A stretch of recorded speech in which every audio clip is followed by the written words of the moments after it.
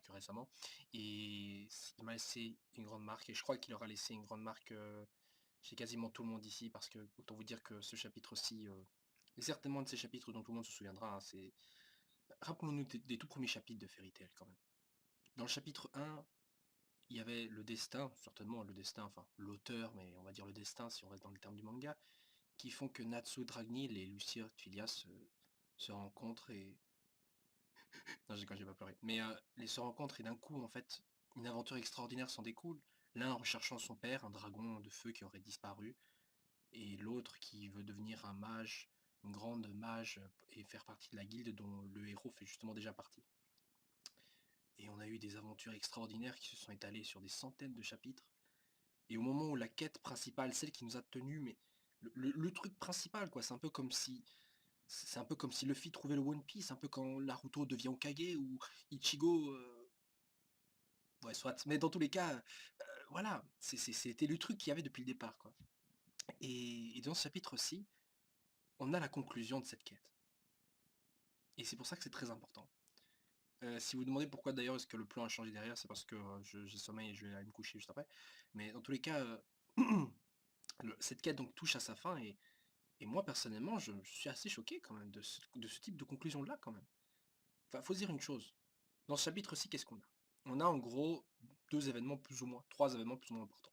Bon, la première partie en fait concerne donc déjà Zeref, donc qui avait pris le livre de End des mains de Grey, couillon d'ailleurs, des mains de Grey, et celui-ci apparemment est là pour encore nous faire sa petite phrase genre voilà, Natsu, si tu survis à ceci, voilà, eh bien je te donnerai encore plus de désespoir. Alors qu'est-ce que ça veut dire par là? Ce qui veut dire par là, en gros, ce qui veut dire par là, c'est que s'il survit à Knologia et à tout le blabla qu'il y a déjà, à tout le gros bordel qu'il y a déjà, et ben, et ben Zverev donc lui donnera en gros de plus gros défis, de plus gros obstacles qui appeineront de plus gros désespoir. Mais je doute que Natsu arrive à avoir un désespoir encore plus grand que celui qu'il va ressentir dans le chapitre suivant, ou en tout cas celui qu'il va ressentir en fin de ce chapitre aussi, à moins de peut-être buter Lucie. Ouais, soit. Mais dans tous les cas, en gros, Zverev fait sa petite phrase et se casse en prenant avec lui le livre de End. Alors, deux petites infos assez intéressantes, c'est que déjà, il dit qu'il n'a plus vraiment besoin des démons. Parce que d'une part, il arrive à exploser, donc Mardi, bon, voilà, c'est Mardi, il était déjà vaincu à terre, mais il a quand même réussi à faire comme ça, et Mardi est redevenu donc le livre de démons qu'il était avant, et carrément, il a explosé le livre. Donc au final, Mardi aurait été vaincu par Serra. Parce que Mardi était à terre, mais je veux dire, il n'était pas non plus totalement mort, hein. C'est un peu comme Serra qui était assommé, qui s'est relevé un peu plus loin après. Donc Mardi n'était pas totalement mort, pourtant il a subi vraiment de gros dégâts, et jusqu'ici encore, Mardi est certainement un des adversaires les plus puissants de tout le manga. Euh, mais vraiment tout le manga. D'ailleurs, si on regarde bien, si on analyse les choses avec un peu de recul, Zeref a buté quoi? Il a buté Zancro, Hades, et maintenant il a buté Mardi. C'est-à-dire le mec il tue que des méchants, quoi. Il tue que des méchants. Est-ce que vous avez vu Zeref buter des gentils? Bon, si on se réfère pas évidemment au ce qu'on raconte de lui avant, mais depuis le début du manga, le mec il fait que des trucs gentils. Et bref, donc si Zeref avait selon lui l'intention de finir son combat contre Natsu aujourd'hui, c'est pour la simple et bonne raison que selon lui, le livre devait être ouvert par Natsu à ce moment-là. À mon avis, c'est ça en fait qui veut dire par là. Qu'en gros, Natsu devait combattre Zeref, finir son combat, terminer son combat. Et ça veut dire qu'en gros, ils ont déjà combattu avant. Donc ça veut dire en gros, Zeref terminerait son combat contre Natsu uniquement lorsque celui-ci aurait fait quelque chose avec le livre de End. Ça peut être que ça. Pourquoi est-ce que pourquoi est-ce que Zeref terminerait comme par hasard à ce moment-là son combat contre Natsu? Tout simplement parce que le seul facteur différent par rapport à l'autre fois, c'est que là maintenant, bon, effectivement, Natsu est un peu plus fort, mais son niveau n'est pas non plus super géant comparé avant. Enfin, il est bien plus fort, oui, mais pas au point de pouvoir vaincre Zeref. Le seul facteur différent, c'est qu'ici, il y a End qui est autour. Il y a quelque chose avec End. Donc, à mon avis, ce qui se passerait vers la fin du manga, c'est que le livre de End sera ouvert, End va sortir, il y aura une sorte de fusion avec End et Natsu qui lui permettra alors d'être à un niveau capable de vaincre Zeref ou quelque chose dans le genre. À mon avis, ça doit être ça. Mais dans tous les cas, on voit donc en gros, en parlant d'Acnologia, Zeref nous dit aussi que voilà, Acnologia est venu alors pour interrompre la résurrection de End, quoi. Et c'est plus ou moins ce que disait Ignil aussi. Alors pourquoi est-ce que Acnologia serait venu interrompre la résurrection de End? Qu'est-ce qui apporterait la résurrection de End? End en soi, son but c'est de tuer son maître, ce qui est d'ailleurs une relation assez paradoxale, servir son maître justement pour le but de le tuer. La preuve, Mardi aussi était là en train de se dire oh maître, je suis capable de vous tuer. Ouais bah non, en fait, pas... le mec il est pas capable de buter Nakama Protection de Grey, alors laisse moi. Mais donc, Archnologia ne veut pas tuer End parce que End risquerait alors de tuer Zeref. C'est le seul truc qu'il pourrait faire. Ouais, enfin, c'est soit ça, soit il a peur de End parce que End serait plus fort qu'Archnologia. Mais Voilà, Agnologia déjà est terriblement puissant et même Zeref a limite peur de Agnologia. Si on se rappelle bien d'Elite Ténor, il avait déjà peur de lui. Donc pourquoi est-ce que Agnologia aurait peur en soi d'être vaincu par End? Non, il a surtout peur en fait que End bute Zeref, je crois. À chaque fois que Zeref est sur le point d'être tué ou capturé entre un genre, on voit au final que Agnologia se ramène. Et c'est ça le truc, je crois. Si on réfléchit bien, ça veut dire qu'en gros, le fait de tuer Zeref aurait une conséquence grave sur Agnologia. Quelles conséquences? Peut-être que Acnologia et Zeref sont liés ouais, sont liés quelque chose dans le genre, parce que bon, si on se rappelle bien ce que disait Arcadios avant, comme quoi c'est Zeref qui aurait transformé Acnologia en dragon, mais les récents chapitres avec Inil, voilà, ça, il nous dit qu'en fait, au final, c'est Acnologia qui est devenu lui-même un dragon. Donc, je vois pas vraiment ce qui pourrait lier exactement les deux, mais en tout cas, il y a quelque chose, il y aurait une cause à effet concernant la mort de Zeref et la vie d'Acnologia. Bref, dans tous les cas, ils se cassent, et voilà nos zéros, donc ils sont toujours nos zéros, oui j'ai bien dit les zéros, oui, des zéros, zéro, zéro. Donc qui sont toujours à terre et surpris surtout de voir le plus grand mage noir arriver et repartir comme une pucelle dans un home familial. Donc le mec, en gros, ce que je comprends pas aussi, c'est que il arrive, mais il vient juste prendre le livre. Alors pourquoi est-ce qu'il ne se laisse pas juste tuer? Parce que si son but c'est vraiment de mourir, pourquoi est-ce qu'il se laisse pas juste tuer? Je veux dire, il est là, il est juste qu'à écarter les fesses ou voilà, tuez-moi. Pourquoi est-ce qu'il se laisse juste pas faire? Il y a juste un autre but, je crois. Pourquoi est-ce que soi-disant une seule Natsu serait capable de le tuer? Je veux dire, si on se rappelle bien, par exemple, Ultia avait réussi à le mettre à terre. Mais pour moi, Zverev n'est pas non plus indestructible. Et au pire, même si c'était le cas, pourquoi est-ce qu'il rend justement les gens. Enfin, ce qui rend par contre sa capture, ou le fait que les gens en retrouvent, pourquoi est-ce qu'il rend ça tellement compliqué? Pourquoi est-ce qu'il vient pas dans un centre en disant tuez-moi, je suis là, je m'enferme, moi ce que vous voulez? Je veux dire, c'est pas comme si quelque chose empêchait de le faire. Alors maintenant, on pourrait dire aussi, ouais, mais il a une part diabolique en lui et tout. Enfin, voilà, donc c'est peut-être ça aussi, hein, une sorte de dédoublement de personnalité. À un moment, il est gentil, à un moment, il est méchant. C'est plus ou moins ce qu'on a vu à un moment donné, mais au final, on voit bien que les deux personnalités sont plus ou moins se rapprochent et on sait que l'un sait ce que fait l'autre personnalité, donc je doute que ce soit vraiment exactement ça. Mais bon, passons.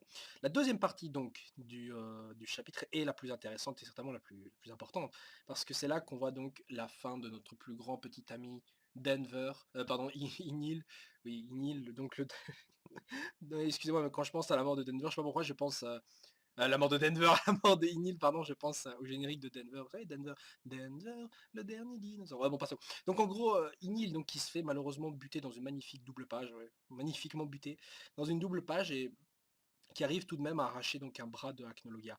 Donc juste avant ça, il explique aussi la deuxième raison, enfin en réexpliquant les deux raisons à Natsu pendant que celui-ci était en train de courir et à Inil. Et dès que j'ai vu que Natsu était en train de courir pour essayer de rattraper Inil, j'ai su que non, ça y est, Inil va crever. Non, c'est bon, c'est bon. Inil va mourir là, c'est bon. Un Natsu qui court aux gens de son père. Déjà, j'avais un mauvais feeling, je sais pas pourquoi, avec le titre du chapitre et tout. Drop of Fire, non, j'avais un mauvais pressentiment. Je me suis dit, non, non, Mashima, il laisse jamais les gens être heureux, et non, c'est pas possible. Enfin, soit. Donc, il nous explique les deux choses qu'il voulait expliquer à Natsu tout à l'heure. La première chose, donc, le fait d'empêcher au Dragon Slayer donc, de devenir dragon en déposant des anticorps. Enfin, soit, donc c'est la raison pour laquelle ils ont tous été à l'intérieur de leur propre Dragon Slayer. Ça veut dire en gros que Visloga et Skadrum étaient aussi à l'intérieur donc de Sting et Rogue. Ils étaient aussi à l'intérieur. D'ailleurs, je comprends pas comment ces couillons n'ont pas pu voir leur dragon sortir de comme Natsu l'a fait. Enfin, je veux dire, si Inil était sorti. Enfin, si Inil est sorti de Natsu, pourquoi est-ce qu'on n'a pas vu Metallicana sortir de Gaji? Il était juste à côté aussi. Je veux dire, s'ils étaient en eux pour les empêcher d'avoir des dragons saltimbanques, je sais pas. Enfin des dragons saloperies là, je veux dire, pourquoi est-ce qu'on les a pas vus sortir? Ils étaient où? Ils sont sortis quoi? De invisibles? Enfin je comprends pas. Donc c'est peut-être un oubli, je ne sais pas, bon soit. Donc ils sont là pour les empêcher de devenir dragons. Alors pourquoi les empêcher de devenir dragons? Je ne sais pas. Est-ce qu'il y a un problème à ça? Enfin, je veux dire, que Natsu devienne un dragon, ouais, bon, ça va. C'est pas comme s'il allait mourir non plus, mais est-ce que ça m'étonnerait que ce soit juste parce que, ouais, c'est pas pratique, t'es un dragon, t'es plus un humain, voilà. Mais bon, voilà, moi je pense que il y a un truc au-delà de ça. Peut-être que ça les rend méchants ou quoi, mais bon, c'est vrai que c'est un peu bizarre vu qu'il y a des gentils dragons tout de même, donc voilà. Mais bon, soit. Et donc là où la deuxième raison, c'est en gros parce qu'il attendait l'occasion de vaincre Acnologia. Donc la première fois il n'est pas sorti parce que Natsu était trop faible, ils allaient se faire buter. Mais bon, Inin n'est pas sorti. Hein, comme quoi il avait foi sur l'île Temurojima qu'ils allaient être sauvés d'une manière ou d'une autre. Et ça va. Enfin, soit donc ils sont sortis. Et enfin, ils sont pas sortis avant. Enfin, lui est pas sorti avant pour ça. Mais quand il y a les autres dragons, d'ailleurs, qu'est-ce qui va se passer? Est-ce qu'ils vont se ramener pour sauver leur pote Inil? Enfin, Inil est déjà mort parce qu'il était complètement désintégré par déjà la blessure qu'il a, et aussi par le cri, enfin le hurlement qu'a fait Aknolga sur lui-même, qui est capable de désintégrer un pays selon Doran Balt il y a super longtemps là, qu'on le disait déjà. Donc je doute qu'Inil puisse survivre. Voilà.